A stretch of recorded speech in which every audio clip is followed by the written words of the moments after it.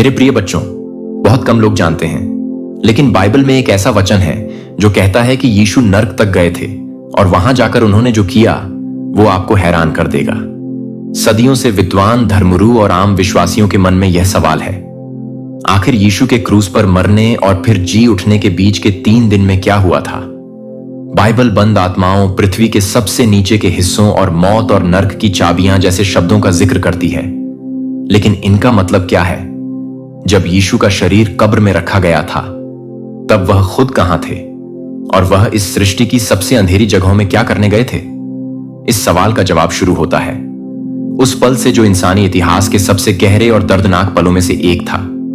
यीशु जो क्रूस पर लटके हुए थे, कई घंटों के दर्द और चुप्पी के बाद उन्होंने ऊंची आवाज में कहा, हे पिता, मैं अपनी आत्मा तेरे हाथों में सौंपता हूं। यह बात लिखी है लुका रचित सुसमाचार अध्याय 23 वचन 46 में। उसी पल कुछ ऐसा हुआ जो इंसानी आंखों से तो नहीं दिखा, लेकिन उसकी ताकत सब कुछ हिला देने वाली थी। मसीह की मौत सिर्फ होश खो देने जैसा कोई पल नहीं था, यह एक यात्रा थी, एक दुनिया से दूसरी दुनिया में जाने का सफर। मत्ती रचित सुसमाचार अध्याय 27 वचन 50 से 53 तक में हमें साफ संकेत मिलते हैं कि संपूर्ण ब्रह्मांड ने इस पर प्रतिक्रिया दी। मंदिर का पर्दा ऊपर से नीचे तक फट गया, धरती कांपी, चट्टानें टूट गईं, कब्रें खुल गईं और बहुत से सोए हुए पवित्र लोग जी उठे। किसी एक इंसान की मौत ने कभी भी इतनी जबरदस्त और अलौकिक हलचल नहीं मचाई थी, लेकिन इन दिखने वाले संकेतों के पीछे कुछ और भी गहरा हो रहा था। परमेश्वर का पुत्र अब पृथ्वी के सबसे अंदरूनी हिस्से में उतर चुका था। बाइबल की शिक्षा बताती है कि क्रूस से पहले जब कोई मरता था तो उसकी आत्मा शेओल नाम की एक आत्मिक जगह में चली जाती थी। यह जगह 2 हिस्सों में बंटी हुई थी। एक तरफ न्याय लोगों को शांति मिलती थी और दूसरी तरफ दुष्ट आत्माएं दुख में रहती थीं। इस समझ को और गहराई मिलती है लुका रचित सुसमाचार अध्याय 16 से, जहां यीशु एक अमीर आदमी और लाजर की कहानी सुनाते हैं। वहां यीशु बताते हैं कि अब्राहम की गोद एक ऐसी जगह है जहां भक्तों को आराम और शांति मिलती है, और दूसरी तरफ है दुख और तकलीफों की जगह जहां दोषी आत्माएं रहती हैं। और इन दोनों जगहों के बीच एक गहरी खाई है जो उन्हें एक दूसरे से पूरी तरह अलग करती है। यही वह रहस्यमय जगह है जहां मुक्ति देने वाले यीशु की अगली महान योजना शुरू होती है, लेकिन अभी उस दुनिया में कदम रखने का समय नहीं आया है। इससे पहले हमें एक और बहुत जरूरी बात समझनी है, यीशु की मृत्यु मजबूरी में नहीं हुई थी। यूहन्ना रचित सुसमाचार अध्याय 10 वचन 18 में यीशु खुद कहते हैं, कोई मेरी जान मुझसे नहीं लेता, मैं खुद अपनी इच्छा से इसे देता हूं। मेरे पास इसे देने का भी अधिकार है और वापस लेने का भी। इसका मतलब यह है कि जब यीशु ने देह में अपनी जान दी तो वह कमजोर या लाचार नहीं थे, वह पूरी तरह से आत्मिक अधिकार में थे। उनका आत्मा सौंपना कोई हार नहीं थी, बल्कि एक ऐसी आत्मिक हलचल की शुरुआत थी जो पहले कभी नहीं हुई थी। मत्ती रचित सुसमाचार अध्याय 27 वचन 51 में लिखा है कि जब यीशु ने प्राण छोड़े तब मंदिर का पर्दा ऊपर से नीचे तक फट गया। यह पहला साफ संकेत था कि अब परमेश्वर की उपस्थिति तक पहुंच फिर से मिल सकती है। लेकिन यह बहाली, यह जुड़ाव कहीं बाहर से नहीं, बल्कि अदृश्य अंदर की गहराइयों से शुरू हो रहा था। यह ऊपर से नीचे की बहाली नहीं थी, बल्कि नीचे से ऊपर की तरफ एक यात्रा थी। मसीह की यह यात्रा जो उन्होंने मृत्यु के बाद शुरू की, बादलों या स्वर्ग से नहीं, बल्कि अंधकार के केंद्र से शुरू हुई थी। और यह कोई अचानक लिया गया फैसला नहीं था, यह सब पहले से ही भविष्यवाणी में लिखा गया था। भजन संहिता अध्याय 16 वचन 10 में दाऊद ने लिखा था, तू मेरी आत्मा को शोल में नहीं छोड़ेगा और ना ही अपने पवित्र को सड़ने देगा। यह वही बात है जो पतरस ने प्रेरितों के काम अध्याय 2 वचन 27 से 31 में दोहराई थी, और यह शब्द सीधे यीशु मसीह पर लागू होते हैं। यीशु को यह रास्ता तय करने से रोका नहीं गया, उन्हें मृतकों की दुनिया में उतरना पड़ा, लेकिन वो वहां हमेशा के लिए नहीं रुके।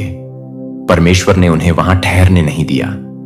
यह बात साफ दिखाती है कि मसीहा यानी यीशु वाकई शैल यानी मृतकों की जगह में गए थे, लेकिन वह वहां से महिमा के साथ लौटने वाले थे। जब चेलों की आंखों में आंसू थे और यीशु का शरीर कफन में लपेटकर कब्र में रखा जा रहा था, तब भी उनका आत्मा जिंदा था, जागरूक था और एक मिशन पर था। उनका आत्मा मृतकों की दुनिया में ऐसे ही नहीं गया था। यह कोई धार्मिक सिद्धांत नहीं था। यह परमेश्वर की छुटकारे की योजना का एक जरूरी हिस्सा था। जरूरी था कि धर्मी यानी यीशु सिर्फ पापियों के लिए मरे ही नहीं, बल्कि मौत की हदों तक जाएं, उसका सामना करें और मौत को उसके ही घर में हार दें। दुनिया की आंखों से देखा जाए तो सब कुछ चुप था। शोक का माहौल था। हर तरफ अंधकार ही अंधकार था।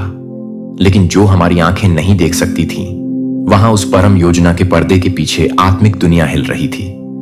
मौत को चोट पहुंची थी। नरक बेचैन हो उठा था और वह अदृश्य दुनिया अब एक ऐसी उपस्थिति से भर चुकी थी जिसकी वहां कभी उम्मीद नहीं थी। लेकिन सवाल यह है, यीशु को क्या मिला जब उन्होंने जिंदगी की सीमाओं को पार किया? बाइबल जिन जगहों को पृथ्वी के सबसे नीचे के हिस्से कहती है, वह असल में कैसी जगह है?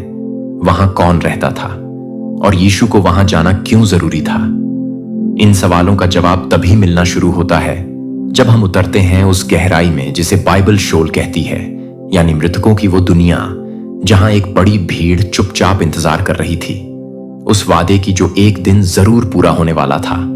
मृतकों का स्थान, अब्राहम की गोद और अंधकार का गर्त, इन सब का रहस्य यहीं छिपा है। धरती पर जो दिखता था वो यह था कि सब कुछ खत्म हो गया है। यीशु का शरीर लिनन में लिपटा हुआ था, कब्र में रखा गया था।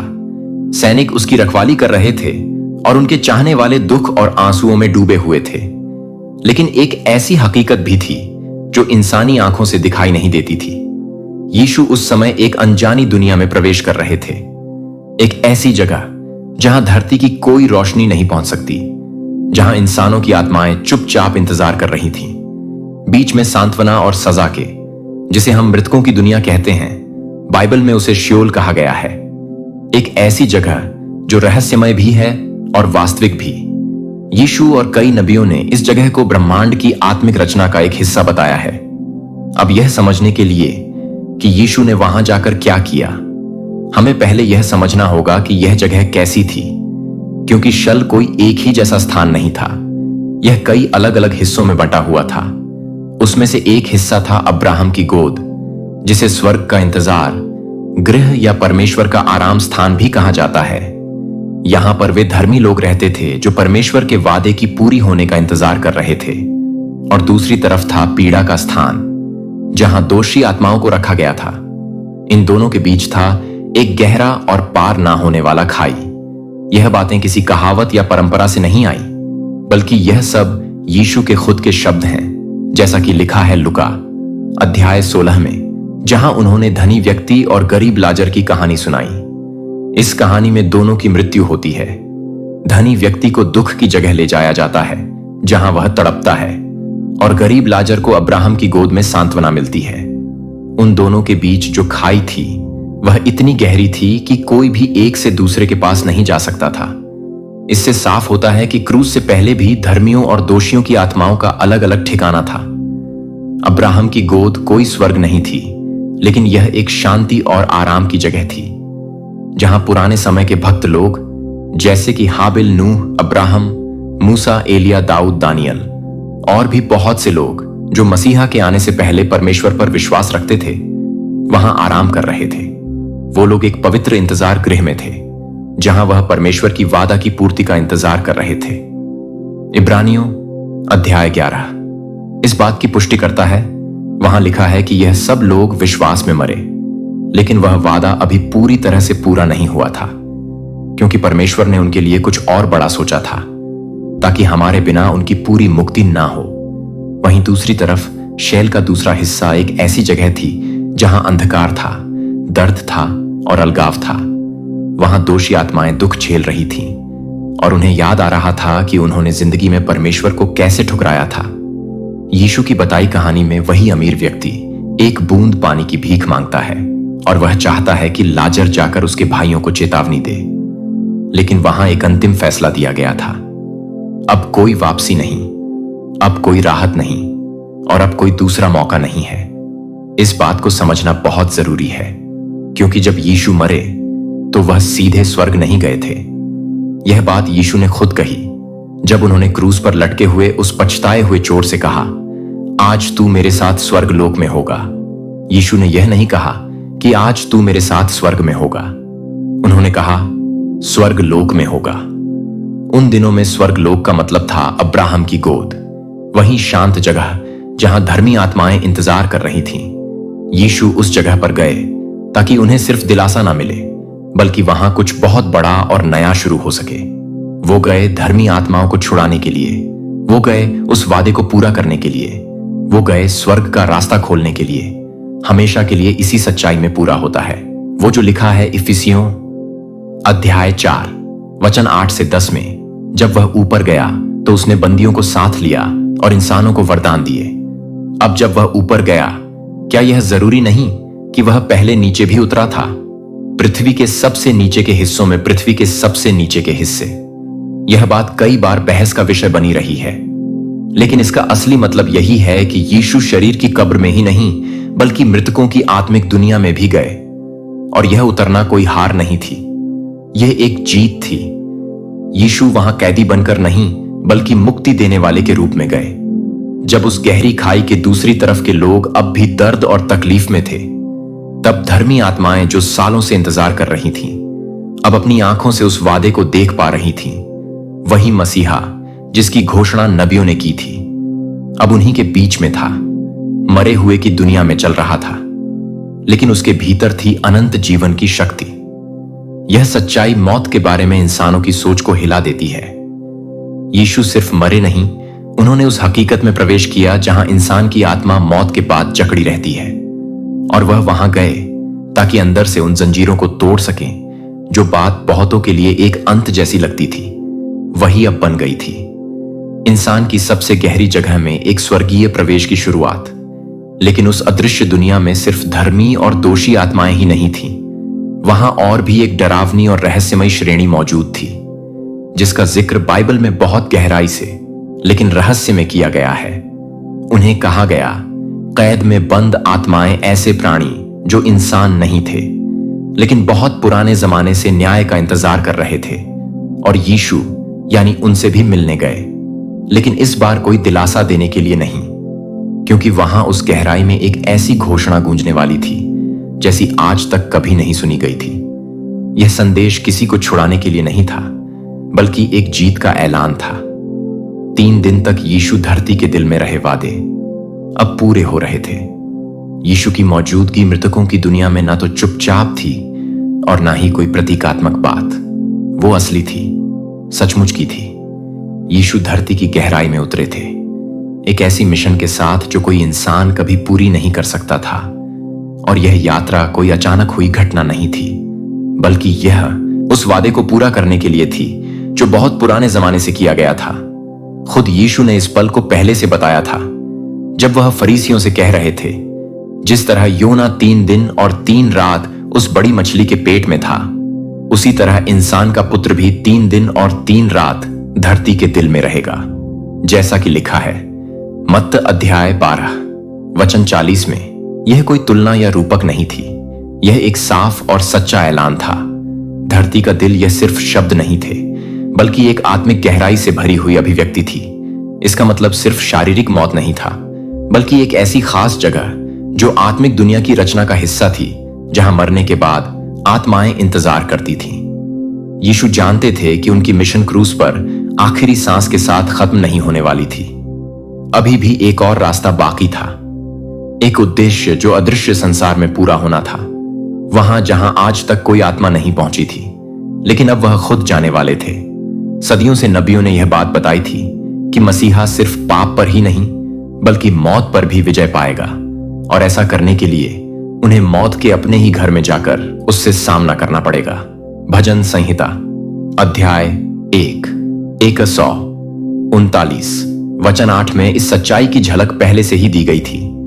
अगर मैं स्वर्ग चला जाऊं तो तू वहां है, और अगर मैं शोल यानी मृतकों की जगह मैं भी बिस्तर लगाऊं तो देख तू वहां भी है। परमेश्वर की उपस्थिति उस पल में पूरी तरह प्रकट होने वाली थी, एक ऐसा पल जब खुद उसका पुत्र इंसानी अस्तित्व की सबसे गहरी जगह तक उतर रहा था और साथ ले जा रहा था। उद्धार की रोशनी यह उतरना सिर्फ एक सफर नहीं था, यह एक अधिकार की घोषणा थी। इफिसियों अध्याय 4 वचन 8 से 10 में साफ लिखा है, कि यीशु धरती के सबसे नीचे के हिस्सों तक उतरे। यह शब्द बिल्कुल साफ है। यीशु सिर्फ मरे और चुपचाप इंतजार नहीं करते रहे, वो चले गए एक से दूसरी जगह। वो आत्मिक दुनिया के अलग अलग हिस्सों में गए। वो उन अदृश्य सीमाओं को पार करते गए जो समय और अनंतता के बीच खड़ी थीं। उनकी मौजूदगी वहां अंधकार को बिल्कुल मंजूर नहीं थी, लेकिन कोई ताकत उसे रोक भी नहीं सकी। 3 दिनों तक उद्धारकर्ता यीशु की आत्मा उस अदृश्य दुनिया में रही। यह 3 दिन कोई साधारण संख्या नहीं थी। इसमें गहरी आत्मिक और भविष्यवाणी से जुड़ी सच्चाई छुपी थी। 3 दिन यह वह समय था जो मौत को यह मानने के लिए दिया गया कि वह हार चुकी है। 3 दिन नरक को यह समझने के लिए दिए गए कि अब वह कभी यीशु को रोक नहीं सकता।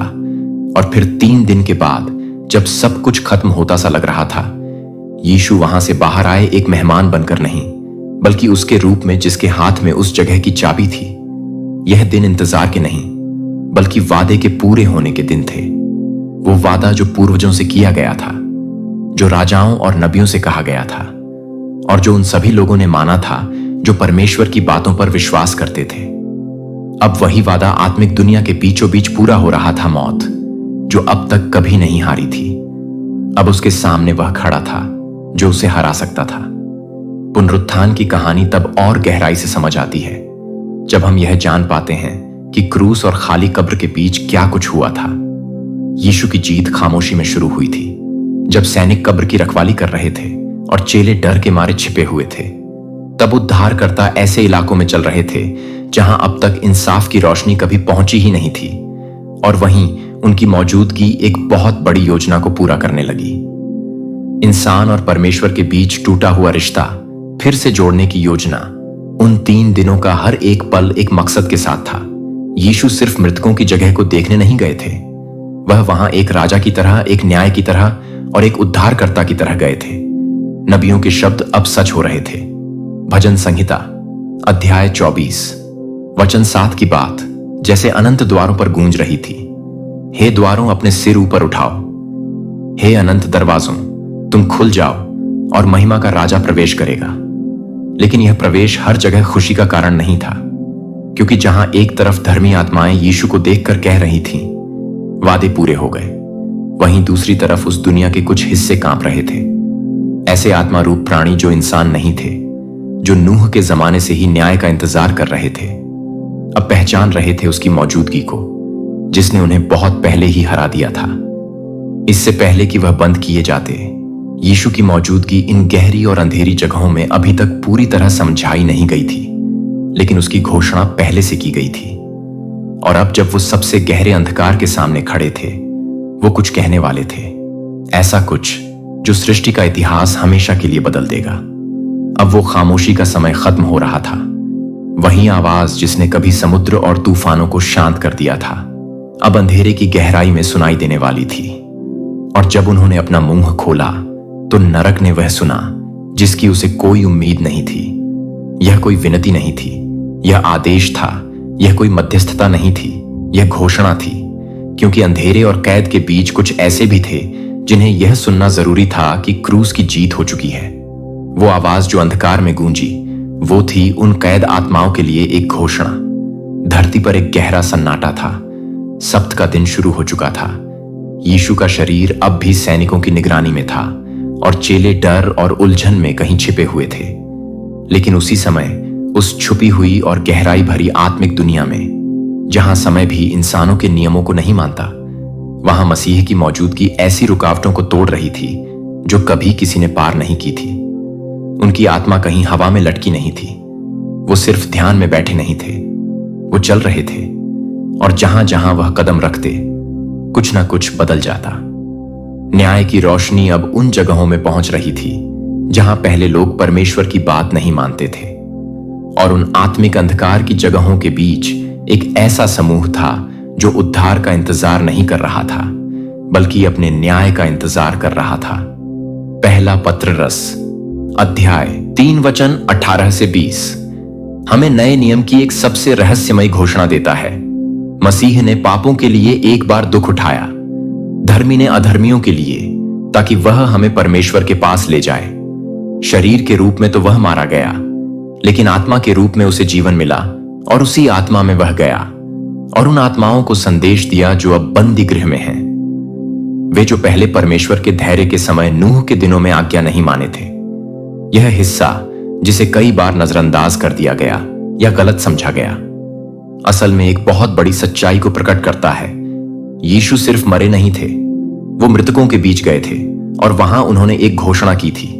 और यह जो घोषणा यीशु ने की वह उन प्राणियों के लिए थी जो नूह के जमाने से बंदी बनाकर रखे गए थे। लेकिन सवाल यह है, यह बंद आत्माएं कौन थी, वो वहां क्यों थी, और यीशु ने उनसे आखिर कहा क्या था? इसका जवाब महाप्रलय से पहले शुरू होता है। उत्पत्ति अध्याय 6 के शुरुआती वचनों में एक बहुत ही भ्रष्ट और बुरी पीढ़ी का जिक्र है। वहां लिखा है कि इन परमेश्वर के पुत्रों ने मनुष्यों की बेटियों को अपने लिए ले लिया और उनके मिलन से एक अजीब जाति पैदा हुई जिन्हें कहा गया विशालकाय या नेफिलिम। यह बात भले आज कुछ लोगों के लिए विवाद का विषय हो, लेकिन इसे और भी पवित्र शास्त्र पुष्टि देते हैं। जैसे कि यहूदा वचन 6 में लिखा है, और उन स्वर्ग दूतों को जिन्होंने अपनी जगह नहीं संभाली बल्कि अपनी सीमाओं को छोड़ दिया, परमेश्वर ने उन्हें अंधकार में बंद कर दिया हमेशा की कैद में उस महान न्याय के दिन तक के लिए। इसी तरह 2 पत्ररस अध्याय 2 वचन 4 में लिखा है, परमेश्वर ने उन स्वर्ग दूतों को भी नहीं छोड़ा जिन्होंने पाप किया था, बल्कि उन्हें नरक में डाल दिया गया, अंधकार की जंजीरों में बांधकर न्याय के दिन तक रखा गया है। यह प्राणी उन जगहों पर नहीं थे जहां इंसानों की आत्माएं रखी जाती थीं, वो उससे भी नीचे थे, एक गहरी और डरावनी आत्मिक जगह में जहां उन्हें जकड़ कर रखा गया था और जहां वह आखिरी न्याय के दिन का इंतजार कर रहे थे। उन्हें वहां इसलिए डाला गया क्योंकि उन्होंने ऐसी हदें पार कर दी थी जो और किसी गिरे हुए स्वर्गदूत ने भी पार करने की हिम्मत नहीं की थी। उनका अपराध इतना बड़ा था कि परमेश्वर ने उन्हें पूरी तरह अलग कर दिया जब तक कि निर्धारित समय ना आ जाए, और यीशु उन्हीं से मिलने गए थे, लेकिन वह वहां उन्हें उद्धार देने नहीं गए थे। पवित्र शास्त्र में यह बात बिल्कुल साफ लिखी है। यीशु ने वहां एक घोषणा की। यूनानी भाषा में जो शब्द इस्तेमाल हुआ है एरिक से, उसका मतलब होता है जोर से और सार्वजनिक रूप से कुछ ऐलान करना, एक जीत की घोषणा, एक अधिकार का ऐलान। यह कोई प्रचार नहीं था, यह कोई मनाने वाली बात नहीं थी, यह एक आदेश था, एक विजय ऐलान जो प्राणी कभी परमेश्वर के नियमों के खिलाफ हो गए थे। अब खुद परमेश्वर के पुत्र के मुंह से यह सुन रहे थे कि क्रूस की जीत हो चुकी है। वो योजना जिसे वह रोकना चाहते थे अब पूरी तरह पूरी हो चुकी थी। वो मसीहा जिसका वादा किया गया था, जो एक स्त्री से जन्मा था, उसने सांप के सिर को कुचल दिया था। अंधकार की ताकतों ने जो सोचा था कि क्रूस पर सब खत्म हो गया है, असल में वहीं सब कुछ पूरा हुआ था। और इसका सबसे बड़ा सबूत था अंधकार के बीच खड़ा हुआ जीवित मसीह। खुद यीशु की वह बात सिर्फ एक शब्द नहीं थी, वो एक ऐसा फैसला था जो बहुत समय से रुका हुआ था। अब वह पूरा हो रहा था। महाप्रलय से पहले जो बगावत हुई थी, परमेश्वर ने उसे कभी भुलाया नहीं था। उस दुष्ट पीढ़ी की बुराई को अब हमेशा के लिए गहराइयों में बंद कर दिया गया था। और अब वो मेमना जो मारा गया था लेकिन फिर भी जिंदा था, खुले शब्दों में यह ऐलान कर रहा था, पिता परमेश्वर के सारे वादे अब पूरे हो चुके हैं। जरा एक पल के लिए उस माहौल की कल्पना कीजिए। वो आत्माएं जो सदियों से कैद में थी, जिनके पास कोई उम्मीद नहीं थी, कोई रोशनी नहीं थी, कोई आवाज नहीं थी जो उनके दिल तक पहुंच सके। और फिर उसी अंधेरी और गहराई वाली आत्मिक जेल के बीचों बीच उद्धारकर्ता की आवाज गूंजती है। वो आवाज दया की नहीं थी, वो आवाज अधिकार और ताकत की थी। वो शब्द उन्हें आजाद करने नहीं आए थे, बल्कि यह कहने आए थे कि उद्धार तो अब आ चुका है, लेकिन तुम अब उसका हिस्सा नहीं बन सकते। जो इंसानों के लिए सिर्फ एक दुख भरी शुक्रवार की शाम थी, वो आत्मिक दुनिया के लिए एक ब्रह्मांडीय घोषणा बन चुकी थी। मसीह जो शरीर में मरे थे लेकिन आत्मा में जिंदा थे, अब गहराई में जाकर यह बता रहे थे कि धर्मियों के लिए अब गुलामी का वक्त खत्म हो चुका है और अब मौत का राज्य टूटने लगा है।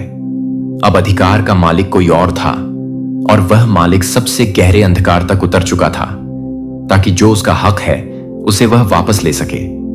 लेकिन काम अभी पूरा नहीं हुआ था, क्योंकि यीशु ने सिर्फ ऐलान ही नहीं किया था, वह वहां से तुरंत नहीं गए। अभी एक और काम बाकी था, वो काम जो वहां होना था जहां परमेश्वर के धर्मी लोग सदियों से उनका इंतजार कर रहे थे। वो लोग जिन्होंने अपना पूरा जीवन एक ऐसे वादे पर भरोसा करके जिया जो उन्होंने कभी देखा ही नहीं था। अब उनके छुटकारे का समय आ गया था। वो अपने आप बाहर नहीं आ सकते थे। उन बंद दरवाजों को सिर्फ वही खोल सकता था जिसने खुद मौत को हरा दिया हो, और यीशु ने ठीक यही किया। आगे बढ़ने से पहले अगर इस वीडियो ने आपके दिल को छुआ है तो कृपया इसे लाइक करें, कमेंट करें और दूसरों के साथ शेयर करें, और कमेंट में आमीन लिखें ताकि यह संदेश और भी ज्यादा लोगों तक पहुंच सके। अब चलिए फिर से लौटते हैं उस पल की ओर। यीशु की मौजूदगी उस गहरी आत्मिक दुनिया में सिर्फ एक फैसला सुनाने तक सीमित नहीं थी। उन्होंने वहां जो किया वो कोई रस्म या संकेत नहीं था, बल्कि वो एक सच्चा और आत्मिक काम था जो पूरी मानवता की मुक्ति से जुड़ा हुआ था। असल में यह उस बहुत पुरानी लड़ाई का आखिरी हिस्सा था जो संसार की रचना से भी पहले शुरू हो चुकी थी। और उस पल में जो इंसानों की नजर में बस एक शांत लम्हा था, यीशु धीरे धीरे आगे बढ़ रहे थे ताकि वह काम पूरा करें जिसके लिए वह इस धरती पर आए थे। वो आए थे लेने वो अधिकार जो आदम के बाग में छिन गया था, मौत पर अधिकार। पूरी बाइबल में मौत को इंसान की सबसे बड़ी दुश्मन बताया गया है। उत्पत्ति अध्याय 3 में जहां इंसान का पतन हुआ और परमेश्वर से दूरी की शुरुआत हुई, वहीं से मौत एक दर्द बन गई, एक सज्जा बन गई, एक ऐसी दीवार बन गई जिसे कोई भी पार नहीं कर सकता था। सदियों तक इंसान इसी वाक्य के बोझ में जीते रहे, तू मिट्टी है और मिट्टी में ही लौट जाएगा। लेकिन परमेश्वर ने उस वाक्य को बिना जवाब के नहीं छोड़ा था। बाइबल की शुरुआत से ही एक वादा था कि एक दिन एक वंशज आएगा जो सांप के सिर को कुचल देगा, और यही दिखाता है कि जीत कहीं दूर से नहीं बल्कि इंसान की अपनी हकीकत के भीतर से ही आने वाली थी। जब यीशु मरे तो वह सिर्फ उस मेमने के रूप में नहीं मरे जो दुनिया का पाप उठाता है, वह इस रूप में मरे जो खुद मौत की सच्चाई में उतरने वाला था, ताकि वहां जाकर परमेश्वर के न्याय के साथ मौत का सामना कर सके। इसीलिए प्रकाशित वाक्य अध्याय 1 वचन 18 में उनके शब्द बहुत साफ दर्ज हैं। मैं मर गया था लेकिन देखो अब मैं हमेशा हमेशा तक जिंदा हूं और मेरे पास है मौत और अधोलोक की चाबियां।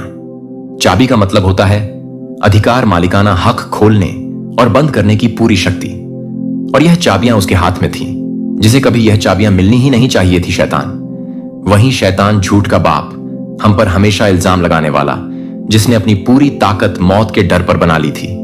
लेकिन अब वो नींव जिस पर उसका पूरा साम्राज्य खड़ा था अंदर से ही टूटने लगी थी। बाइबल इस जीत को ऐसे शब्दों में बताती है जो इसकी आत्मिक गहराई को दिखाते हैं। कुलसियों अध्याय 2 वचन 15 में लिखा है, यीशु ने प्रधानताओं और अधिकारों को हटा दिया, उन्हें सबके सामने उजागर किया और क्रूस पर उन पर पूरी जीत पाई।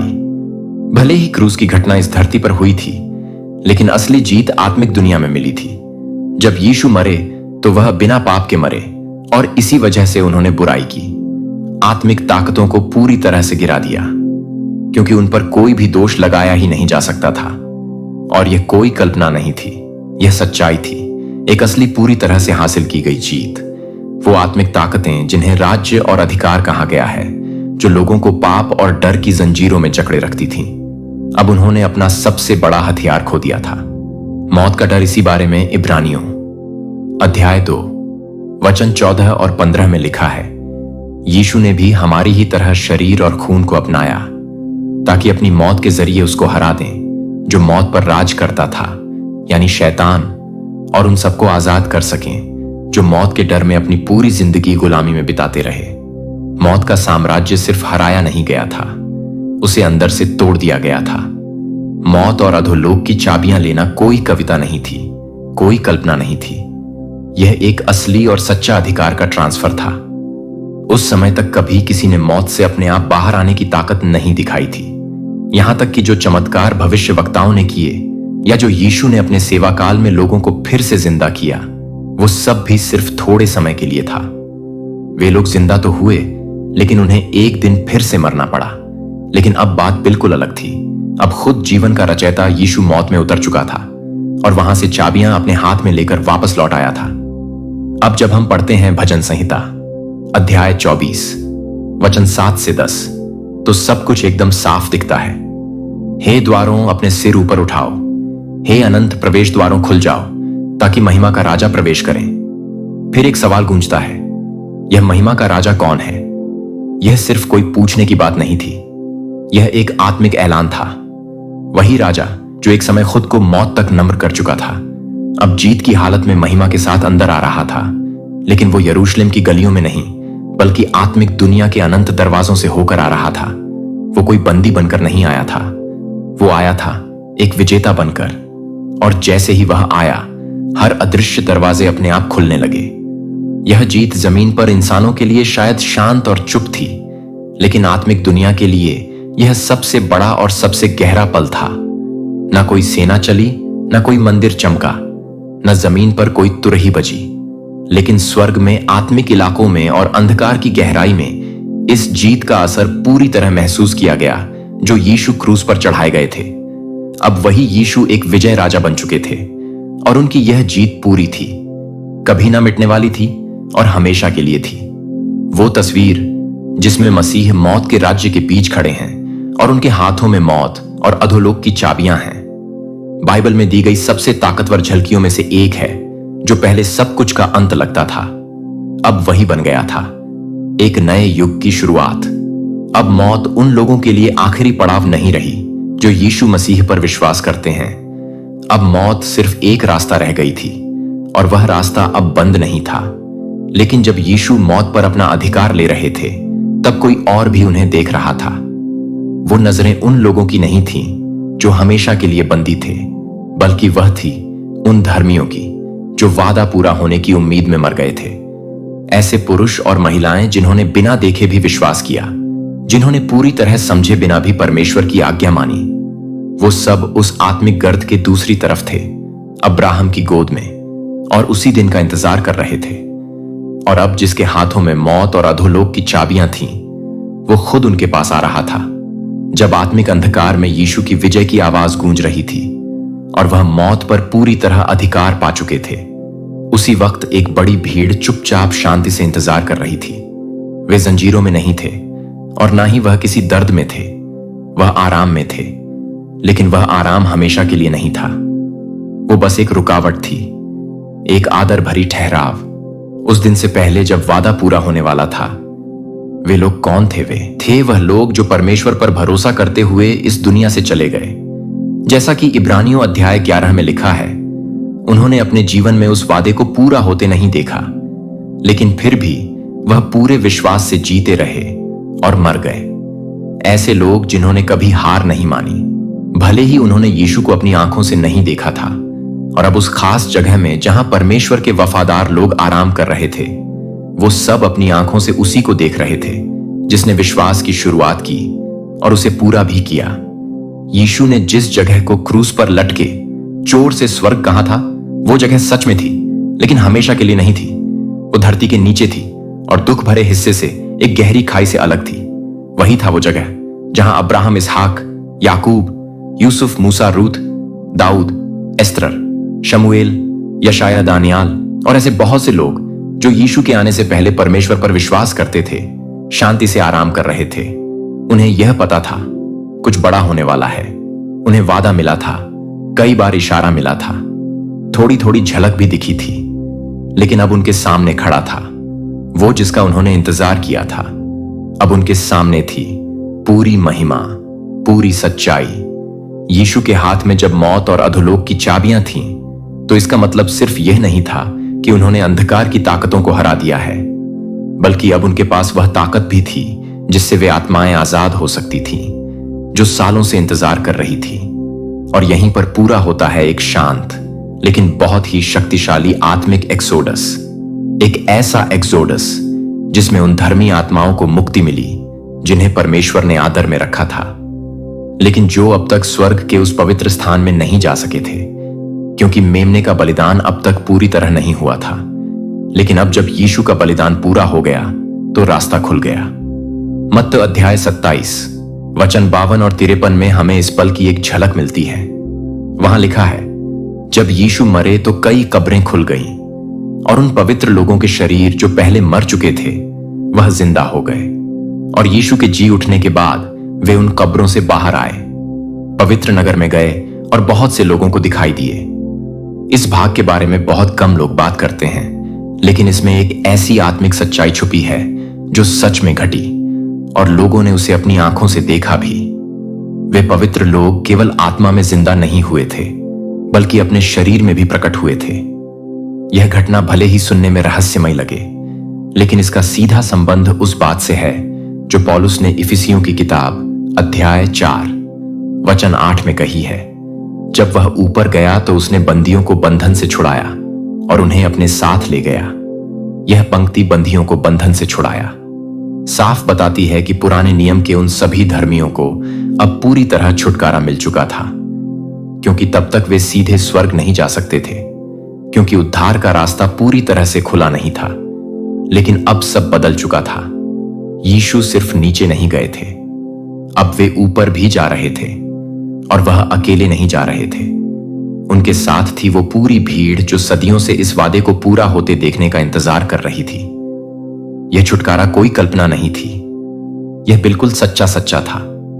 असली था वे लोग जो अब तक स्वर्ग के दरवाजे पर रुके हुए थे, जिन्हें परमेश्वर ने सम्मान दिया था, लेकिन जो अब तक पूरी तरह से उसके पास नहीं जा सके थे, अब उन्हें ले जाया जा रहा था। सीधे परमेश्वर की मौजूदगी में अब वे किसी आने वाले वादे की परछाई नहीं थे, बल्कि वे अब उस नए और अनंत वादे के असली वारिस बन चुके थे। यीशु के क्रूस ने रास्ता खोल दिया था, मंदिर का पर्दा फाड़ दिया गया था, और अब यीशु जो अपने हाथों में मौत की चाबियां लिए खड़े थे, उन्हें लेकर चल रहे थे, जीत के साथ जिन्हें अब तक बंधन में रखा गया था।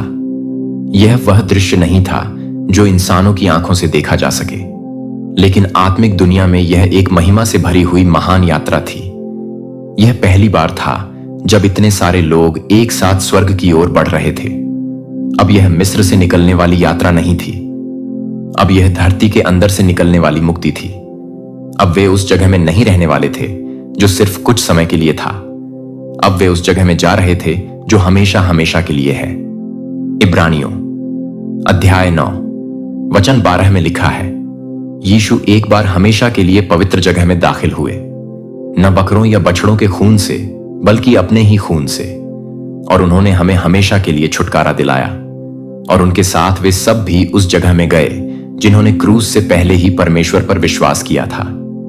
इस पल का पूरा हाल बाइबल में साफ नहीं लिखा गया है। परमेश्वर ने इस घटना को एक गहरा और पवित्र रहस्य बनाकर रखा है, लेकिन जो बात बिल्कुल साफ है वो यह है कि मुक्ति अब पूरी हो चुकी थी। मौत का जोर अंदर से तोड़ दिया गया था, और जो आत्माएं पहले इंतजार कर रही थीं, अब वह परमेश्वर का चेहरा देख सकती थी, न अब दूर से, न बस भरोसे के सहारे, बल्कि पूरी महिमा में। इस पल की महिमा इतनी गहरी थी कि उसकी गूंज आज भी हमारे दिलों तक पहुंचती है। क्योंकि अगर पुराने जमाने के लोग जो परमेश्वर पर विश्वास करते थे उन्हें आजादी मिल गई और वह स्वर्ग पहुंच गए, तो आज हम जैसे विश्वासियों को अब वह लंबा इंतजार नहीं करना पड़ता। जो रास्ता पहले बंद था वह अब खुल चुका है, जो पहले इंतजार था वह अब बन चुका है।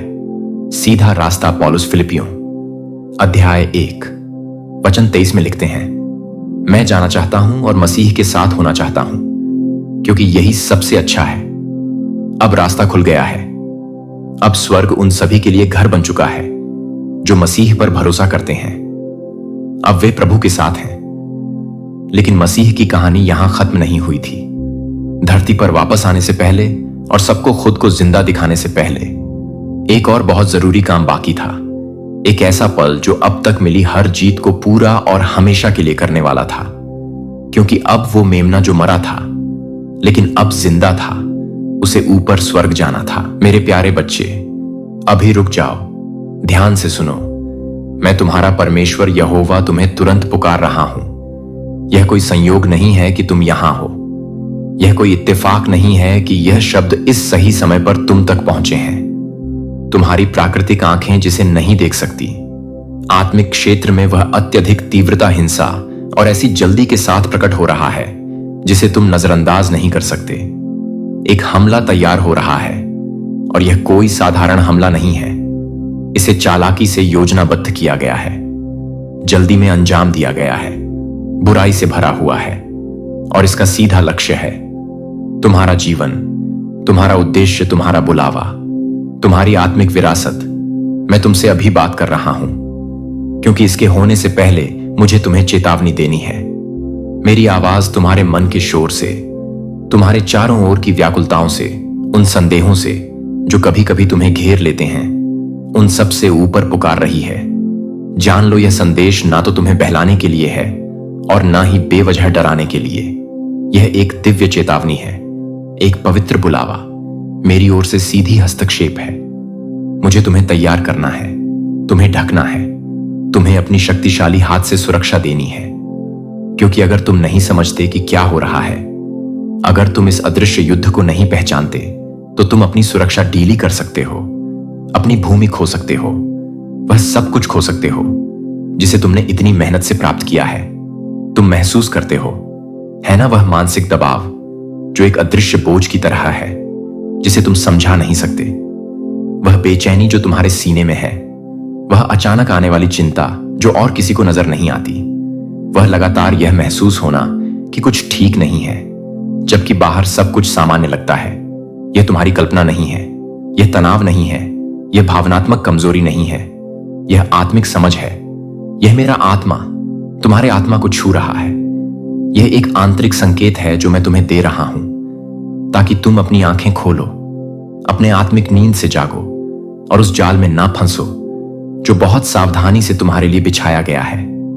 एक छुपी हुई हलचल चल रही है, ताकतें गुप्त रूप से एकत्र हो रही हैं, केवल तुम्हें रोकने के उद्देश्य से।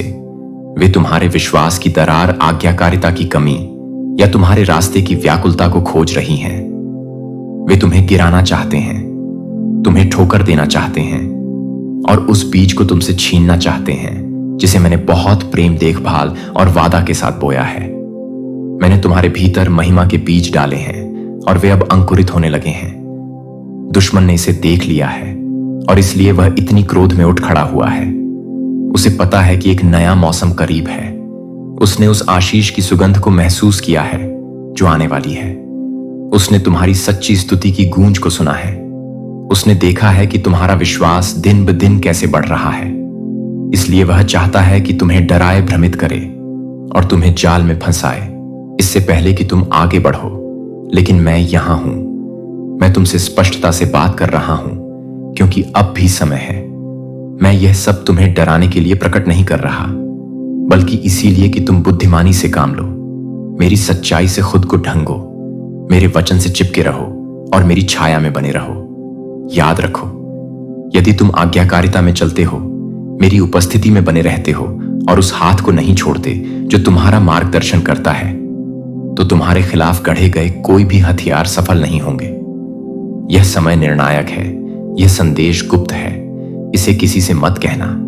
यह सिर्फ तुम्हारे लिए है। कुछ निर्णय हैं जो केवल अकेले में लिए जाते हैं, कुछ द्वार हैं जो केवल भीतर से तुम ही खोल सकते हो। यह बुलावा सामूहिक नहीं है, यह व्यक्तिगत है। मैं तुम्हारे हृदय के द्वार पर खड़ा हूं और स्वर्गीय अधिकार से तुम्हें आदेश देता हूं, अभी खोल दो। मैं तुम्हें आशीषों और चमत्कारों के ऐसे स्पष्ट और अटल संकेत भेजूंगा जो प्रकट होने वाले हैं। यह संकेत ना तो भ्रमित करने वाले होंगे और ना ही अस्पष्ट वे दिखने वाले होंगे। छूने योग्य होंगे और पूरी तरह से नकारे नहीं जा सकेंगे। वे प्राकृतिक संसार में प्रकट होंगे, लेकिन उनका स्रोत स्वर्ग होगा। तुम बिना किसी संदेह के समझ जाओगे, क्योंकि जो मैं करने वाला हूं वह इतना असाधारण होगा कि किसी भी प्रकार की शंका की कोई जगह नहीं बचेगी। मैं परमेश्वर उन दरवाजों को खोल दूंगा जो कभी अटूट कुंडियों से बंद प्रतीत होते थे। वे जंजीरें जो तुम्हें बांध रही थीं, वे दीवारें जो तुम्हें सीमित कर रही थीं, वे रुकावटें जो असंभव लगती थीं, वे मेरे समय पर मेरे ही हाथों से गिरा दी जाएंगी। जिन्हें लोग खोया हुआ समझते थे, उन्हें मैं पुनः स्थापित करूंगा। जो रुका हुआ प्रतीत होता था, उसमें मैं गति लाऊंगा। जो सूखा हुआ लगता था, उसमें मैं फिर से हरियाली ले आऊंगा। मैं उन छिपी हुई बाधाओं को हटा दूंगा जिन्हें दुश्मन ने चालाकी से बार बार तुम्हें गिराने के लिए रखा था। मैं तुम्हारा परमेश्वर उन्हें पूरी तरह से जड़ से उखाड़ दूंगा। मैं न केवल बोझ हटाऊंगा, बल्कि तुम्हें इतना सामर्थ्य दूंगा कि तुम बिना किसी डर के आगे बढ़ सको। मैं अपनी कृपा की संपत्ति तुम्हारे ऊपर उंडेलने जा रहा हूं।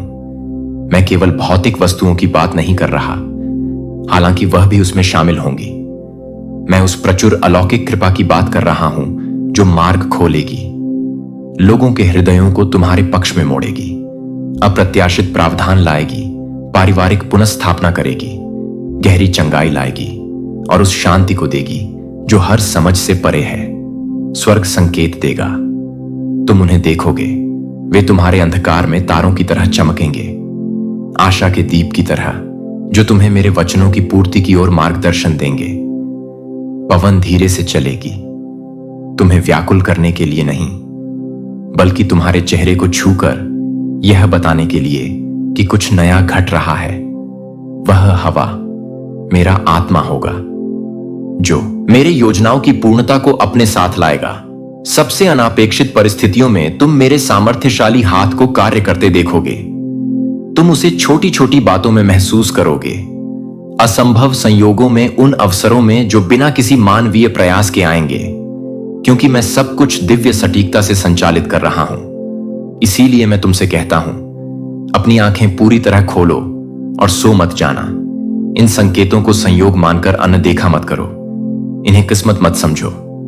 यह मेरी कारीगरी है, तुम्हारे विश्वास का उत्तर है।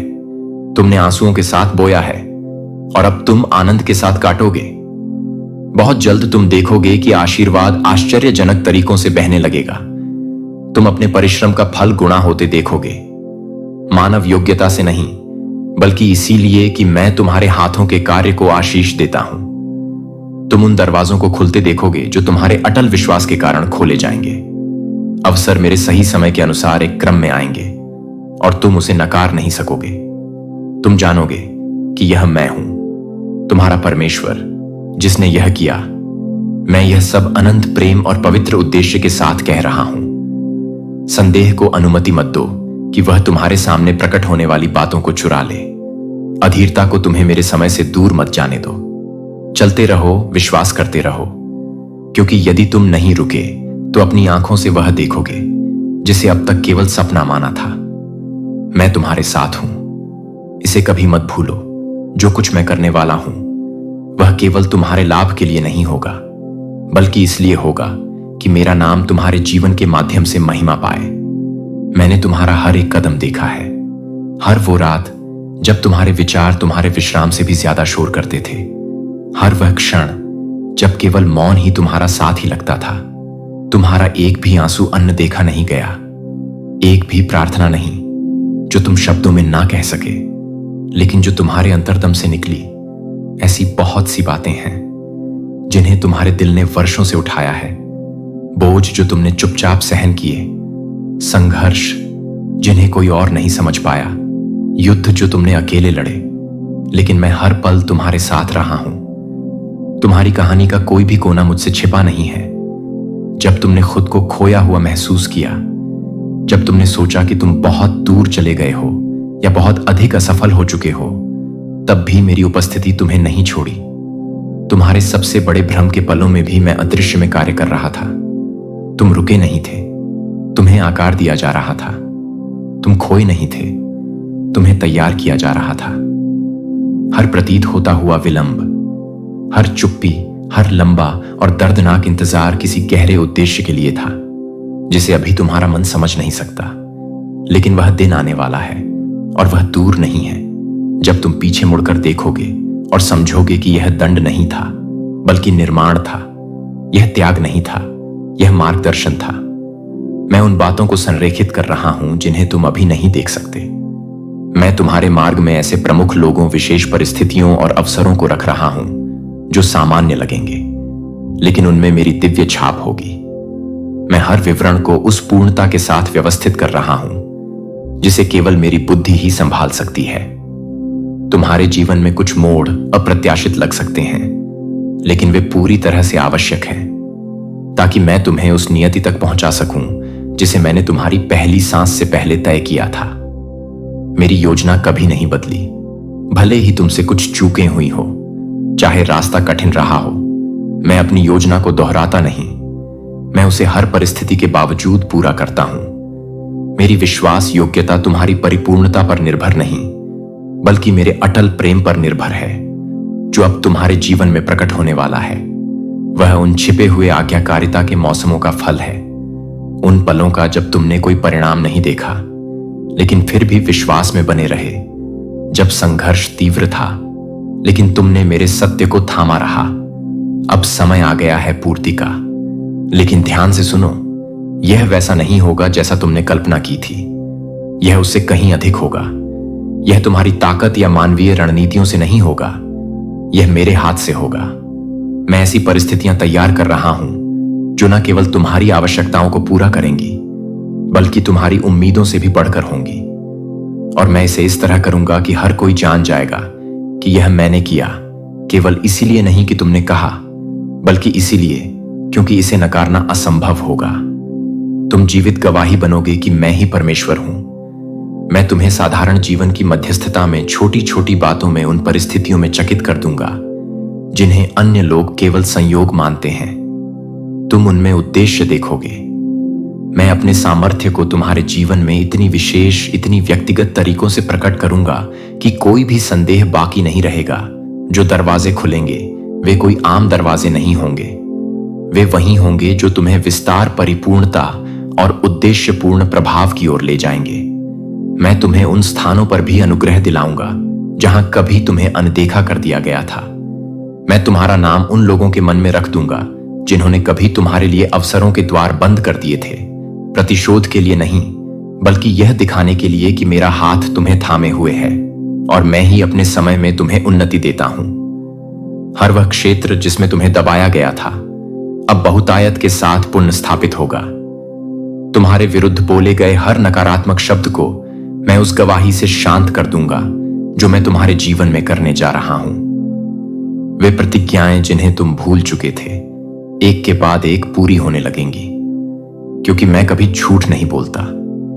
हर बीज जो तुमने विश्वास में बोया था, भले ही उस समय उसका फल नहीं देखा हो, अब फसल के मौसम में प्रवेश करेगा। धरती उत्तर देगी, आकाश खुल जाएगा और जो कुछ रोका गया था वह अब छोड़ा जाएगा। यदि आने वाले परिवर्तन परिचित चीजों को हिला दें तो भयभीत मत होना। अगर अचानक बदलाव हो तो चिंता मत करना। कई बार पुराने को पूरी तरह हटाना जरूरी होता है ताकि नया फलने फूलने का स्थान पा सके। भरोसा रखो ना, इसलिए कि सब कुछ तुरंत समझ आ जाएगा, बल्कि इसलिए कि मैं वह हूं जो तुम्हारे हर कदम का मार्गदर्शन कर रहा हूं। जो मैं तुम्हारे जीवन में कर रहा हूं उसका आधार ना सतही है और ना ही अस्थाई। यह गहराई में घट रहा है, उस शाश्वत स्तर पर जो दुनिया छू भी नहीं सकती। मैंने जो कार्य शुरू किया है वह तुम्हारी वर्तमान परिस्थितियों से कहीं आगे का है। एक ऐसा कार्य जो मजबूत चट्टान पर बनाया जा रहा है, डगमगाती रेत पर नहीं। हर वह बात जो कमजोर, अस्थिर या झूठी है उसे मैं हटा रहा हूं, ताकि तुम्हें तोड़ने के लिए नहीं बल्कि स्वर्गीय नींव पर फिर से निर्माण करने के लिए। जो कुछ तुम्हारे ऊपर आने वाला है उसके लिए एक पवित्र, साफ और मजबूत संरचना की जरूरत है ताकि मैं अपनी महिमा तुम पर उंडेल सकूं। यह केवल मौसम का परिवर्तन नहीं है, यह एक पूर्ण रूपांतरण है। मैं तुम्हारी समझ को नया कर रहा हूं, तुम्हारी आत्मा को जागृत कर रहा हूं और मेरी आवाज के प्रति तुम्हारी संवेदनशीलता को तीव्र कर रहा हूं। मैं तुम्हारी इच्छा को अपनी इच्छा के साथ संरेखित कर रहा हूं और यह संरेखण एक प्रक्रिया के द्वारा आता है। एक ऐसी प्रक्रिया जो कभी कभी रेगिस्तान जैसी लगती है, अकेलेपन जैसी, हानि जैसी, लेकिन वास्तव में यह शुद्धिकरण है, यह अलगाव है। यह एक ऐसा शुद्ध करने वाला अग्नि है जो नष्ट नहीं करता बल्कि परिशुद्ध करता है।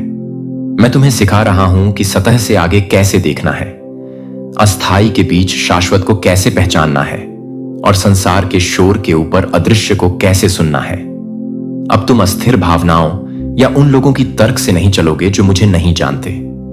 तुम विवेक, भविष्यदर्शी दृष्टि और पवित्र दृढ़ विश्वास के साथ चलोगे। तुम्हारे लिए मेरा उद्देश्य केवल उन आशीषों तक सीमित नहीं है जिन्हें तुम अपने हाथों में थाम सको। जो मैं तुम्हारे भीतर रच रहा हूं उसका उद्देश्य शाश्वत है। मैं उस वरदान को जागृत कर रहा हूं जिसे मैंने तुम्हारे भीतर रखा है।